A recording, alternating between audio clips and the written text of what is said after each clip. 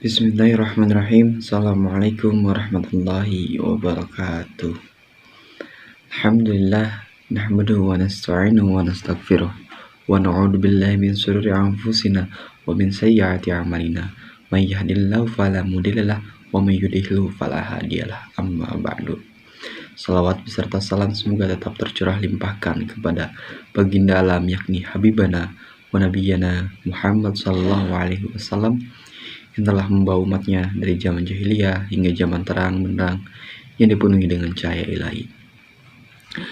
Yang kami hormati Ibu Nelly L. Ijha MPD selaku dosen pengamun mata kuliah statistika dan kawan-kawan yang saya banggakan.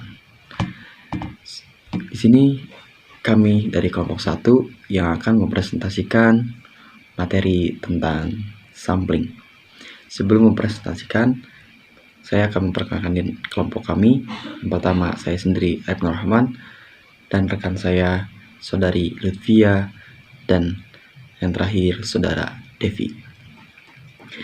Baik, untuk pemateri pertama yang akan dibacakan oleh saya sendiri, pengertian sampel. Sampel adalah sebagian data yang diambil dari populasi untuk diteliti. Alasan penting pengambilan sampel sebagai berikut. Yang pertama, keterbatasan waktu, biaya, dan tenaga. Yang kedua, lebih cepat, teliti, dan mudah. Yang ketiga, informasi yang banyak. Keempat, dapat mempresentasikan populasi. Teknis pengambilan sampel. Teknis pengambilan sampel yang terdiri dari 1. Probability sampling dan probability. Nomor 2, non-probability sampling. Di antara kedua tersebut akan dijelaskan di slide berikutnya. Baik, untuk pemateri selanjutnya yang akan disampaikan oleh Saudari Lutfia. Baik, terima kasih kepada moderator. Di sini saya akan memaparkan materi yang selanjutnya, yaitu tentang teknik pengambilan sampel. Teknik pengambilan sampel terbagi menjadi 2, yaitu yang pertama probability sampling, yang kedua non-probability sampling. Probability sampling adalah setiap anggota populasi memiliki peluang yang sama untuk terpilih atau terambil menjadi sampel. Yang selanjutnya, jenis-jenis yang termasuk ke dalam probability sampling antara lain: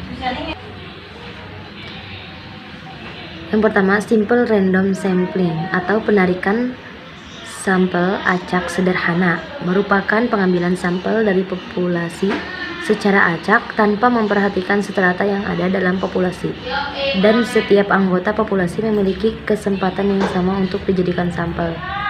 Jadi jika diambil contoh dalam kehidupan sehari-hari itu biasanya menggunakan sistem pengkoclokan, biasanya dalam arisan dan lain-lain.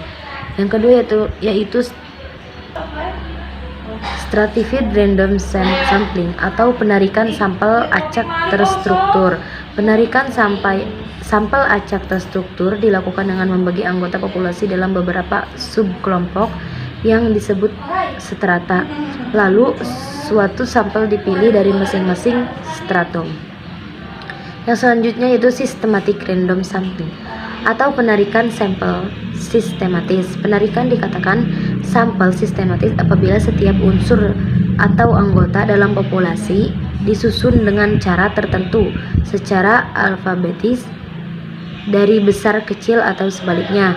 Kemudian dipilih titik awal secara acak, lalu setiap anggota K dari populasi dipilih sebagai sampel. Yang selanjutnya itu sampel cluster, adalah penarikan sampel dengan cara membagi populasi menjadi beberapa kelompok kecil. Jadi anggota dari setiap kelompok itu heterogen, seperti populasi tetapi jumlahnya sedikit. Kemudian dapat melakukan pengambilan sampel dari salah satu kelompok klaster tersebut. Yang terakhir yaitu area sampling. Sebenarnya sama dengan klaster area, namun bedanya adalah dasar mengelompokkannya adalah faktor geografis, misalnya adalah benua, negara, provinsi, kota, dan lain-lain. Baik, Yang selanjutnya itu non-probability sampling. Non-probability sampling adalah setiap anggota populasi tidak memiliki peluang yang sama untuk terpilih menjadi sampel. Selanjutnya jenis-jenis yang termasuk dalam non-probability sampling antara lain yang pertama yaitu convenience sampling adalah sampel diambil berdasarkan ketersediaan elemen dan kemudian untuk mendapatkannya sampel diambil karena kebetulan. Kemudian yang kedua itu judgment. Sampling adalah sampel diambil berdasarkan kriteria yang telah ditentukan oleh peneliti. Yang ketiga yaitu purposive. Purposive sampling adalah metode penetapan sampel dengan cara menentukan target dari elemen populasi yang diperkirakan paling cocok untuk dikumpulkan datanya. Yang keempat itu kuota sampling adalah jumlah sampling yang diambil tergantung pada kuota yang telah ditentukan oleh peneliti. Apabila sampel yang diambil belum memenuhi kuota tersebut, maka akan dilakukan pengambilan sampel kembali hingga kuota tersebut terpenuhi. Yang terakhir yaitu ada snowball.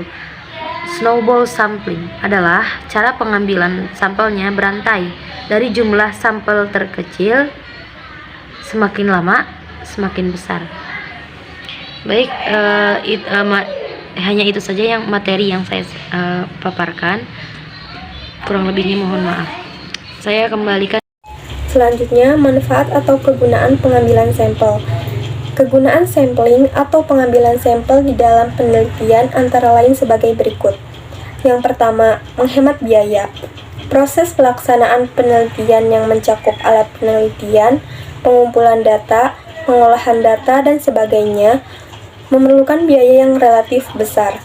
Apabila penelitian tersebut dilakukan terhadap seluruh objek yang diteliti, sudah barang tentu akan memakan banyak lagi biaya.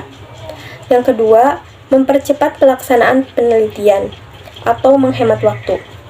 Penelitian yang dilakukan terhadap objek yang banyak atau seluruh populasi jelas akan memakan waktu yang lama bila dibandingkan dengan hanya terhadap sebagian populasi saja atau sampel. Kemudian yang ketiga, menghemat tenaga.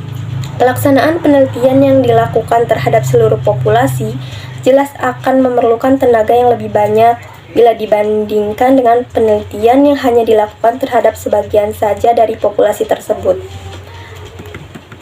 Selanjutnya, yang keempat, memperluas ruang lingkup penelitian.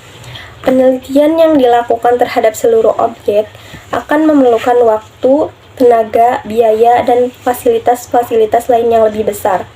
Apabila penelitian dilakukan terhadap sampel, maka dengan waktu, tenaga, dan biaya yang sama dapat dilakukan penelitian yang lebih luas ruang lingkupnya.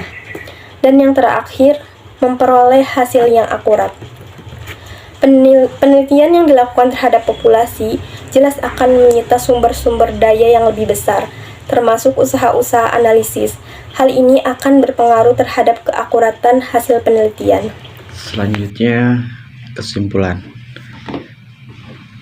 Kesimpulan dari materi yang telah dipaparkan berdasarkan pemahaman di atas dapat kita simpulkan bahwa sampling adalah proses pemilihan unsur dalam jumlah yang cukup dari suatu populasi sehingga dengan mempelajari sampel tersebut dapat memahami sifat-sifat atau ciri tersebut akan memungkinkan kita untuk menggeneralisasikan sifat atau ciri pada unsur populasi tersebut.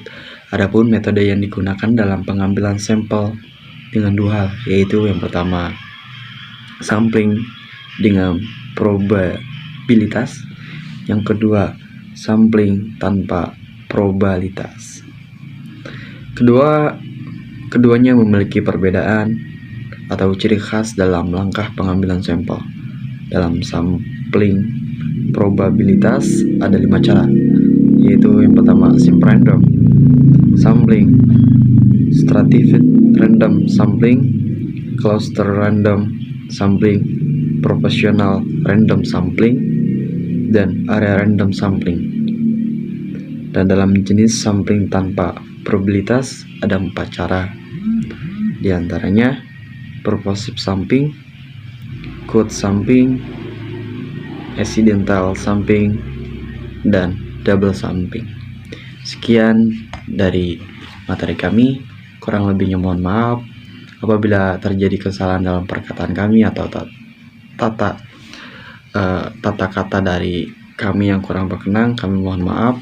Sekian, akhirul kalam, wabillahi taufiq wal hidayah. Wassalamualaikum warahmatullahi wabarakatuh.